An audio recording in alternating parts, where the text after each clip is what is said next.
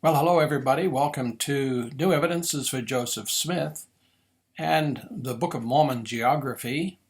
This is a summary of the Book of Mormon Geography playlist, and it is also providing two updates. One on Mormon's Alma chapter 22 map, which is found to be chiastic. And secondly, a fulfillment of the prophecy in the book of Genesis about Joseph's descendants going to the utmost bound of the everlasting hills. Also, the Book of Mormon Geography is now available as a book. It's available on Amazon. Please buy, read, share. Okay, and please share and like this video, and also subscribe to this channel. I'm Neil David Holland. Thank you very much for being here. Throughout this presentation, in the red box filled in by the color yellow, is a description of where this information can be found in the playlist. For example, you can find out more information on this slide in the playlist on Part 1, Book of Mormon Constraints. Now, for an overview, the continental view of both North and South and Central America as being part of Book of Mormon Geography was held by the prophet Joseph Smith, Brigham Young, John Taylor, and Wilford Woodruff. So the first four prophets of the church held to this view. Now, the research that I've done supports that view. In essence, it shows a Nephite religious culture migrating continuously north from Ecuador, where they landed, all the way north to New York and the hill Cumorah, where they came to their end. With respect to the migrations, you see the migration of Jared here coming into the western part of Mexico. You see Mulek coming in the Veracruz area, and we see Lehi coming across the Pacific into Ecuador. Now, what's interesting, though, is that this religious society was not tolerated very well by those that opposed them, and so they continually retreated to preserve their culture. For example, Lehi lands around 600 BC, but already by 580 BC, Nephi has fled his brothers who seek his life and goes to an area east and up, which we believe to be Colombia. And it's only a few hundred years after that Mosiah I flees Nephi and goes north and finds the people of Mulek and joins with them in Zarahemla. Then around 100 AD, the prophet Nephi, who was the disciple of Jesus Christ, flees Zarahemla for Bountiful with the records, and it's in Bountiful that the Lord comes and the Lord asks for and is shown the records. Later it appears that he moved the center of worship up to that tremendous cultural location of Tehuantepec near Mexico City today, this huge temple complex that dominated the culture of North and Central and South America from approximately 100 AD all the way through to around 350 AD. And then we have evidence that the records were there with another prophet at the time of Mormon, and Mormon is given responsibility for the records. And he flees northward, again fleeing the Lamanite kings and their power, and he flees all the way up to Cumorah in New York. That is a 10-year retreat.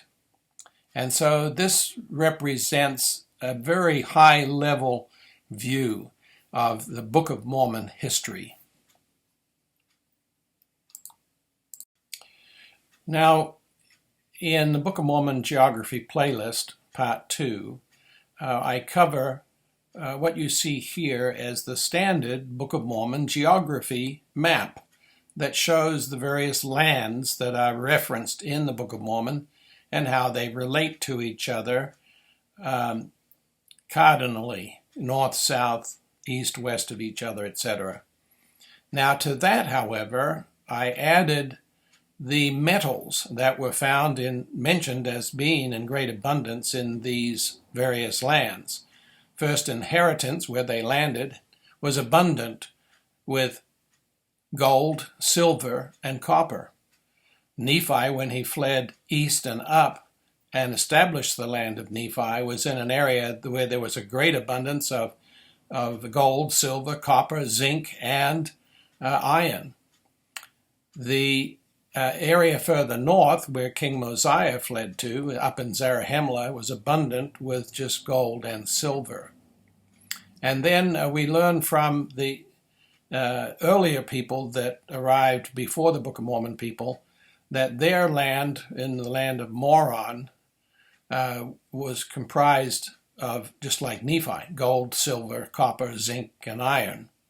So then I went to the U.S. Geological Survey, to their mineral country maps, and looked at all of North and South America to see where this relationship of metals existed, laid out as you see it there, what's in the south, what's east or west, and what's in the north, that configuration, where could I find it? So the country maps of the U.S. Geological Survey certainly did provide the answer. And it was very evident. And then there was only, by the way, one answer. And here it is. The land of First Inheritance, where there was gold, copper, and silver, had to be in Ecuador. And then easterly from there, the land of Nephi, which was also described in the Book of Mormon as being easterly and up in elevation, had the gold, silver, copper, zinc, and iron. And then throughout Central America, there was plenty of gold and silver to be had. And then, as you continue north, the only other place where there was an abundance of metals that would match the land of Moron was in the area of Guadalajara. Now, if you need more time to spend on these maps, please freeze the video and do that. I'm trying to go through this quickly. I then consulted what the prophet Joseph Smith, the translator of the Book of Mormon, had said about Book of Mormon geography. Now, that's somewhat contested today, especially by those folks who are of the view that the Book of Mormon all happened up in the United States. It's referred to as the Heartland model. But the prophet Joseph Smith was the editor of the Times and Seasons, and in playlist part 3, I provide ample evidence that from Dr. Lunt that these writings were done by Joseph Smith. And he described Lehi as coming across the Pacific Ocean and landing a little south of the Isthmus of Darien, which we call today the Isthmus of Panama. And he also described that the major part of where they lived was in that narrow neck of land which now embraces Central America, and that Zarahemla, the great city of Zarahemla, stood upon the land today, at that time, of Guatemala, and that hasn't really changed its location since the time of the prophet Joseph Smith. Now, this is new evidence that has come to us. It is included in the book, by the way. We did find that Mormon's verbal map, word map of geography reference, the Book of Mormon, found in Alma chapter 22, verses 27 through 32, is chiastic. Now, when you talk about chiasm, think about the first shall be last, and the last shall be first. So it is a Hebrew literary construction that presents an argument in a linear fashion, as we would, essentially from left to right, first to last, but then it concludes it by reversing that and going backwards. So here, for example, you see how this is normally presented. You'll notice the letters A, B, C, D, E, F, G, H, all running into a point, which is the center point, and then it backs out. H, G, F, E, F, D, C, B, A. And those characters and the information in there is doubled. It's represented going both ways. So, for example, and by the way, we should say that it's constrained on both ends by the phrase, and it came to pass, introducing a new topic. So it came to pass, and then we have the topic here about geography. And then in verse 33, it breaks away from that topic and goes to another topic by saying, and it came to pass.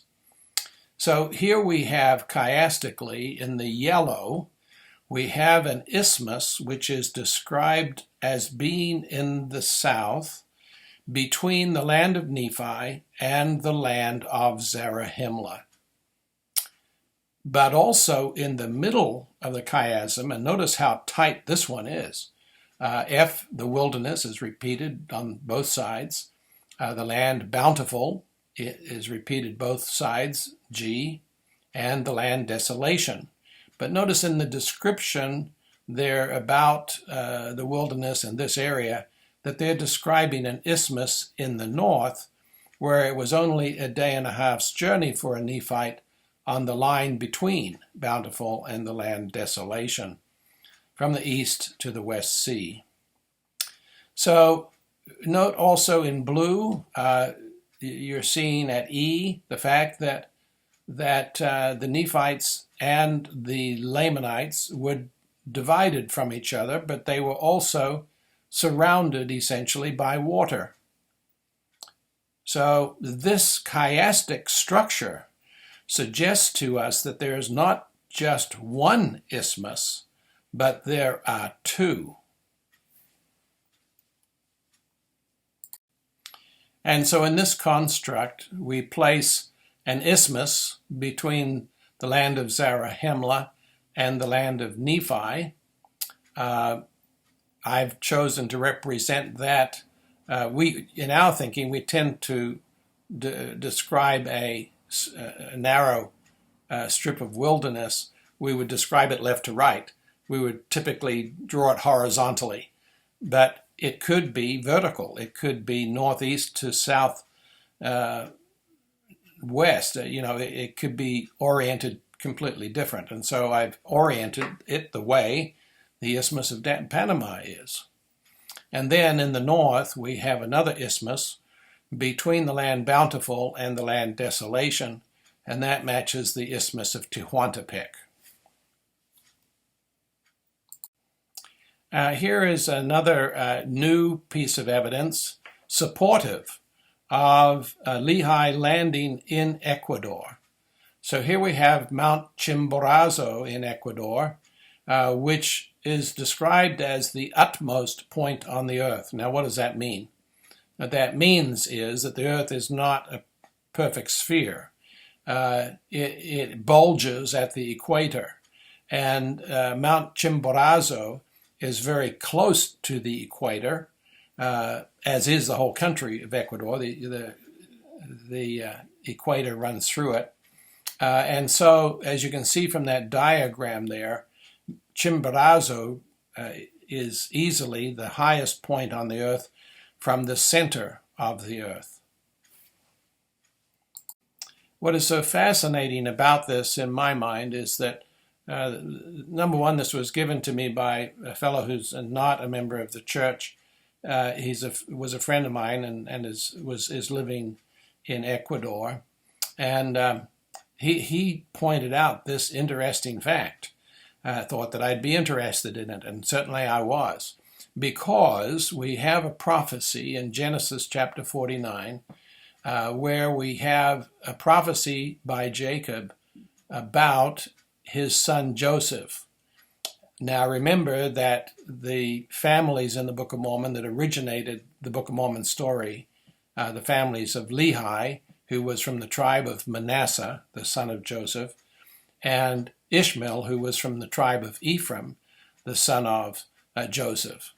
And so the prophecy about Jacob's offspring was that their descendants would be a fruitful bough, even a fruitful bough by a well whose branches run over the wall, unto the utmost bound of the everlasting hills. Now, this prophecy has generally been referred to for years in the church as a reference to Joseph's descendants coming to America, where the highest peaks of the Ring of Fire, or the mountain range that completely encircles the Pacific Basin, are located. Well, actually, the highest peaks in the American continent are in South America, not North America. So for that patriarchal blessing to be precise, the utmost bounds of these everlasting hills suggests a journey to South America, not North America. Now, Chimborazo is not in the book at this point. It'll have to go in and be an update. But what we see is that Chimborazo is perfectly located to support the idea that Lehi landed in Ecuador. It's located at 100 miles northeast of Guayaquil, which is, by the way, a perfect port for landing of a ship that's guided by the Liahona. And between Guayaquil and Chimborazo lie the extensive mineral fields described as abundant in the land of first inheritance, gold, silver, and copper, and located in Ecuador in 3 locations, one right by Guayaquil, and one south of it, and one north of it. So Ecuador seems to be the perfect fit for Lehi's landing in America.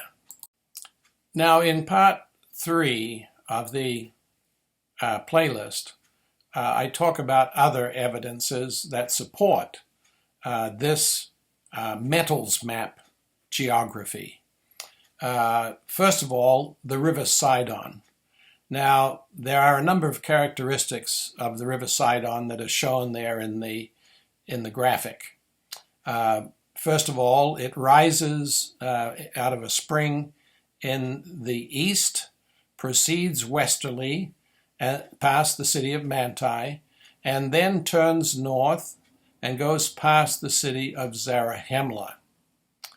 And there are other characteristics about it. For example, it can be forded. It's easily forded at Manti by an army, and also by an army in the location of Zarahemla. So there's really only one river that fits this description in Central America. And that, let me go to that. This river has its origin in Honduras, and it's called Rio Copan, or the River of Copan. And you can see where the headwaters are there. And it goes westerly past Copan, which suggests that Copan is Manti in the Book of Mormon. And then it turns north and goes past Zarahemla, which suggests that the current town of Estenzuela may be where the city of Zarahemla was located. And then we are not told in what direction the river Sidon flowed to the ocean, but here we can see that it would go out to the east via the Rio Montaguia.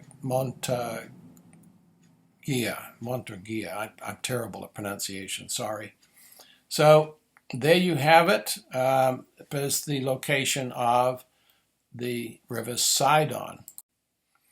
Now the River Sidon's location is further supported by a very detailed battle description in the Book of Alma in the 43rd chapter.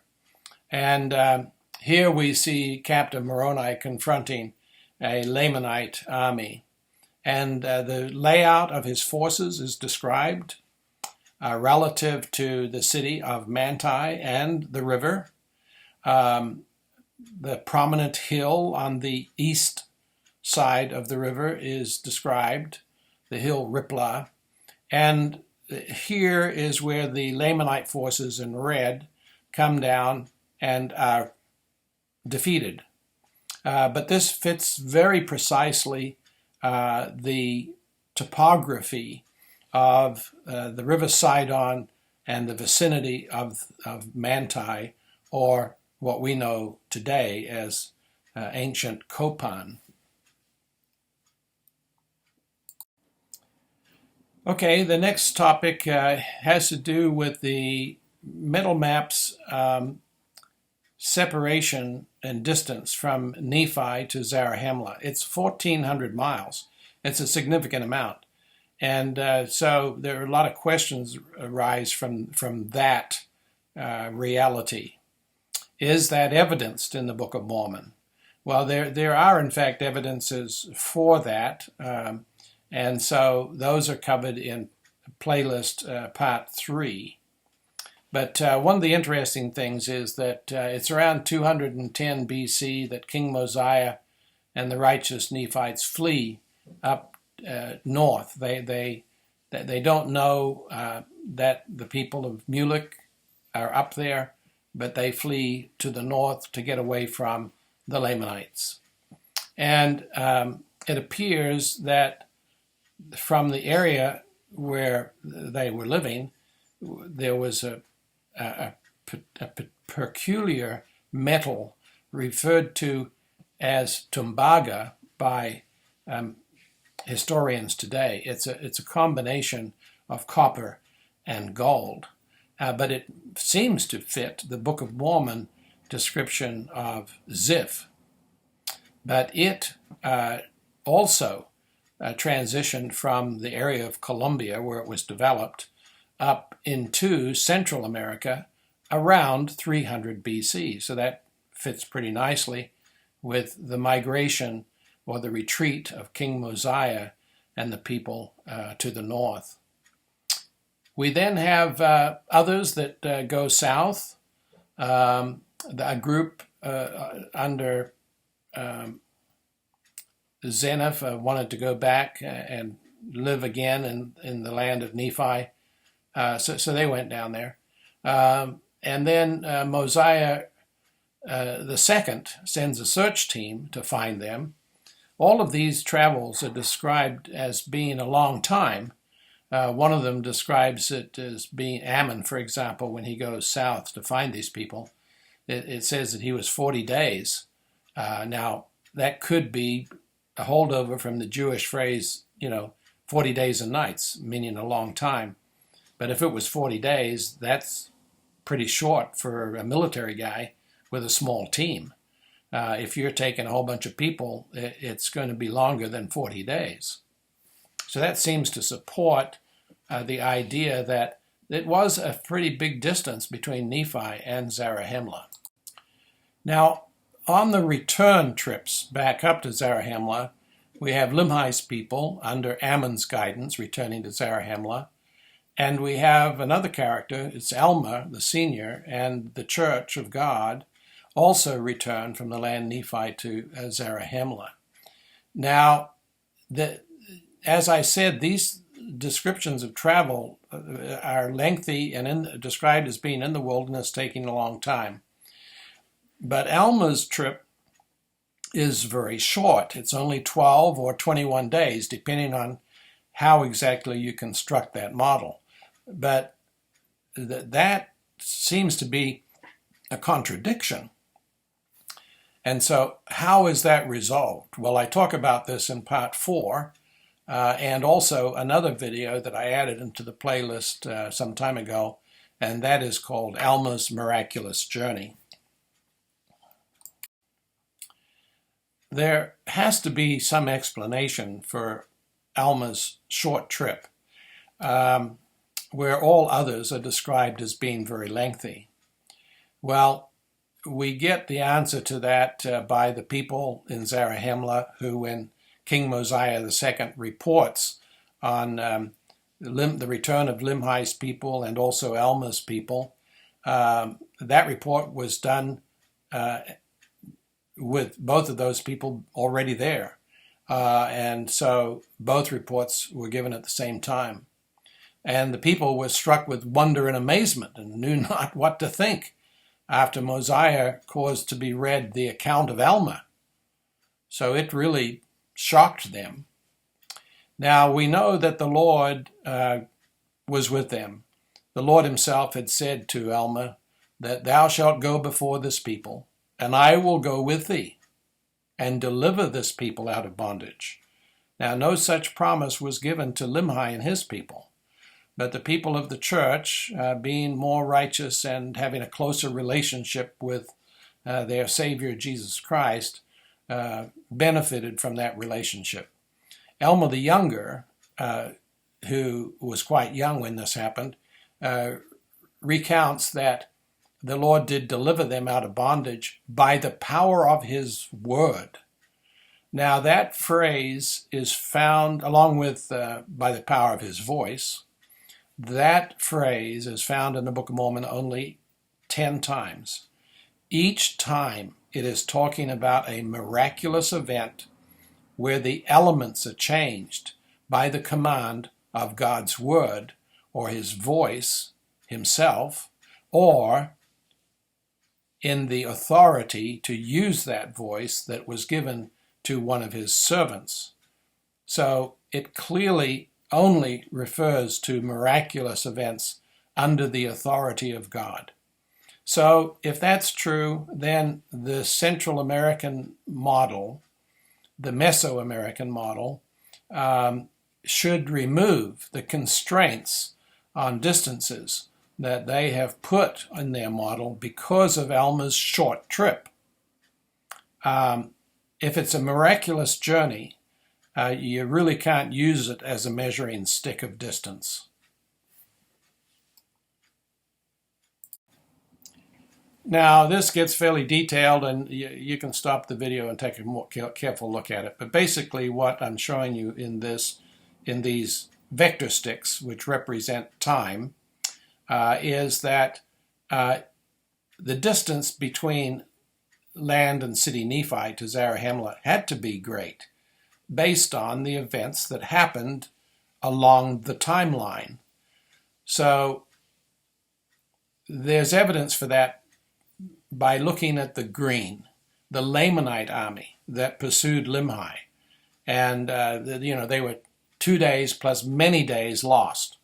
And then they run into Amulon and they subjugate those people. Amulon was one of the priests of Noah. They're the ones who had stolen the Lamanite daughters for wives. So they subjugate that land. And then they run into the land of Helam, where Alma is with the church. And they subjugate that. And they the army has their family come from the city Nephi, it takes a long time. This is months. And yet Alma flees Helam under the Lord's direction and the Lord's miraculous events, and he's there in just essentially 12 days. So there's evidence in the Book of Mormon for a very long journey, normally 4 to 5 months probably, and a miraculous journey also. Okay, so the previous discussion about Alma's journey and the miraculous nature of it is in the book. Also, this is in the book, the fact that, I went to the Smithsonian Global Volcanism Program database, and looked at where there were volcanic eruptions throughout the Americas in 34 AD, because we know from the description in 3rd Nephi that the great destruction that occurred at the time of the Savior's death has been described by scientists as being a very good description of essentially a massive explosive eruption of at least one volcano. Well, here's the database, and what I found is there's actually quite a few volcanoes in Central America that could have erupted explosively in 34 AD. So you can look at this in detail by pausing the video. Let me go on. What this graph shows you is that if there was an explosive volcanic eruption, such as the one in the Philippines that many of us remember, the Mount Pinatubo eruption, that was a volcanic explosive index of 6, that's kind of the area that it would have covered in Central America, and depending on the direction of the winds, where the ash fall from it would have gone. And this is covered in the playlist under volcanic destruction. So as you can see, a VEI 6 would be significant if it had occurred in Central America at the time of Christ's death. So here you see all of the volcanoes listed in the Smithsonian's database of explosive eruptions that could have occurred in the year 34 AD. The biggest one was Apoyake, which was a VEI 6, but there was also close to there potentially Takana, a VEI 4, Irazu, a VEI 3, and Arenal at the VEI 4. Well, that's a massive amount of explosive volcanic eruption going on. But it also occurs down in on the border of Ecuador and Colombia, which would also fit Book of Mormon descriptions. As well, there were undersea eruptions. Now, did these all happen in that year exactly? I'm not saying that, but the possibility is certainly there. And now, if scientists would take the Book of Mormon as evidence, then you could say that it was certainly did occur. Now, in playlist part 5, I talk about how perfectly the metals map geography matches the Book of Mormon cultures with specifically the Maya, with the Nephites with the Maya, and the Mulekites with the Maya. And on the chart on the left side, in red, you have the secular history, what we know about these people. And you see how closely it matches the Book of Mormon account. Now, further to the north, up around the land of desolation, is the Olmec civilization, which is a perfect match for the Jaredite history. And south of the Maya, we have what is called the Isthmo-Columbian culture, which is a perfect match for the Lamanite culture. So the years of development and everything else all match up with the Book of Mormon. It's a pretty tight comparison.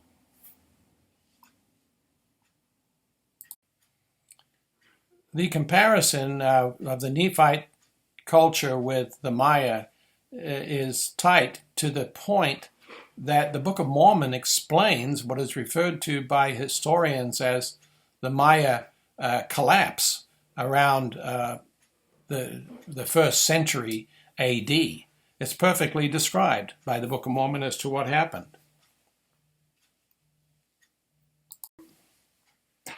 The metals map geography also provides a link of logically to the great temple complex at Teotihuacan, which you see there in the top left of this slide. It's near Mexico City. This is probably the greatest archaeological site in all of the Americas. But the history of Teotihuacan, again shown in red on this slide, matches very well Book of Mormon history. Particularly interesting is that in the Book of Mormon, this time period from essentially the time that Christ visited to about 300 AD, this time of great peace, there's almost nothing written about it in 4th Nephi, but certainly it was an amazing period of history in the Americas. And while it shows the influence of Teotihuacan there on that map in the green, further research has found more recently that historians are finding that their influence ranged from New Mexico all the way down into Colombia, which makes more sense from a Book of Mormon metals map geography perspective.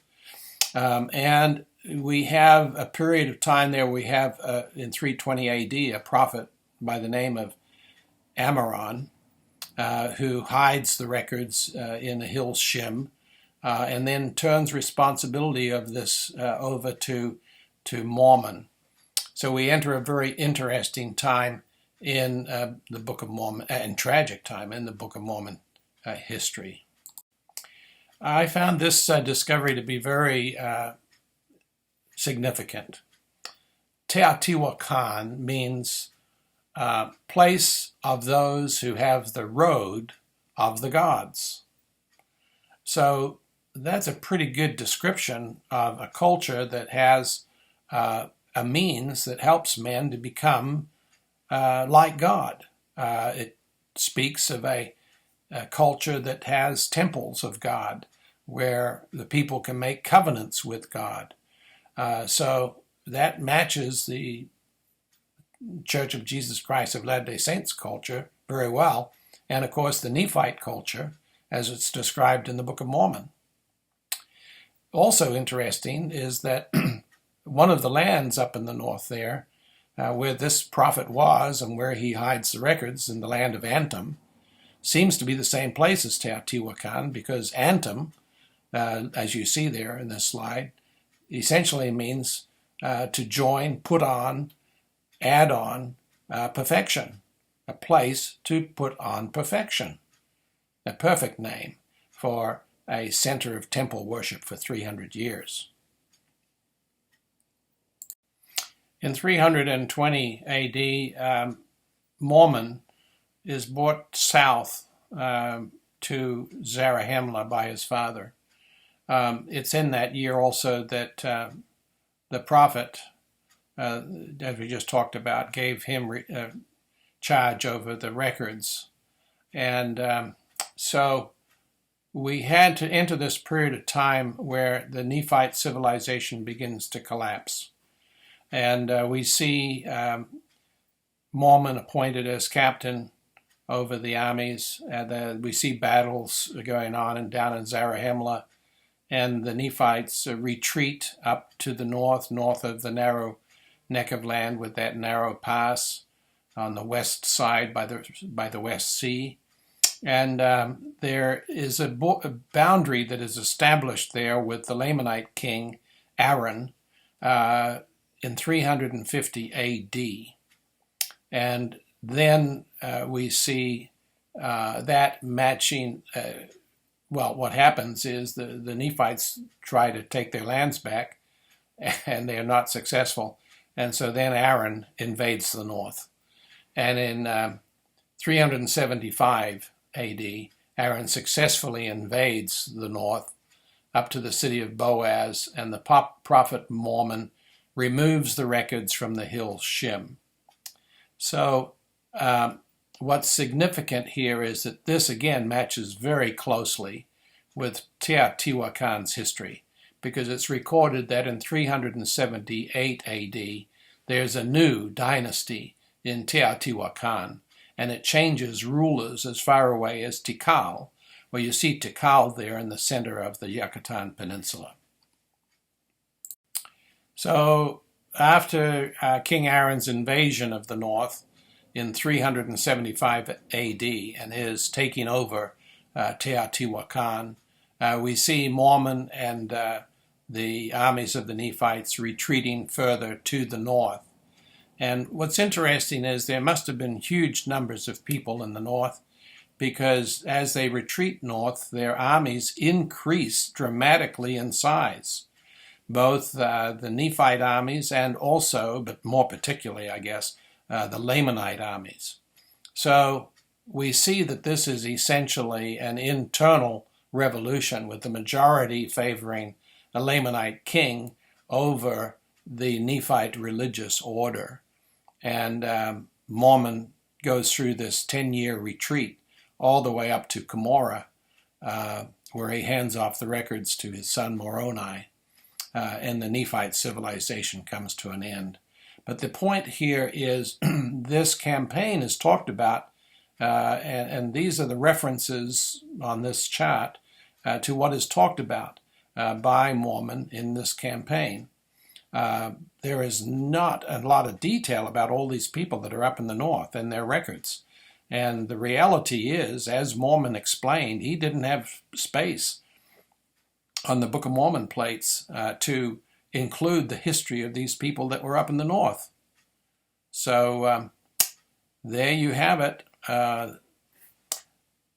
Interesting situation as they retreat to the north. So in conclusion, the continental view of Book of Mormon geography was held by the translator of the Book of Mormon, the prophet Joseph Smith. Also, the three prophets after him, Brigham Young, John Taylor, and Wilford Woodruff. And the Book of Mormon does show that the Nephite religious culture continuously migrated north. And as the metals map shows, they landed in Ecuador, but they ended up ending their civilization up in the state of New York today. So remember, we had Nephi retreating up to the land Nephi in 580 BC, and then Mosiah I retreating north to what is Guatemala and joining with the people of Mulek. And then we have Nephi at the time of Christ retreating a little bit further north up to Teotihuacan. And from there we have the last Book of Mormon prophet Mormon, and his son Moroni. But Mormon retreats from Teotihuacan all the way up to New York in a 10-year retreat that ends the Book of Mormon history. Remember to subscribe to this channel, like it, like the presentations, and share them. I'm glad that we could provide this, and we hope that this is helpful to you.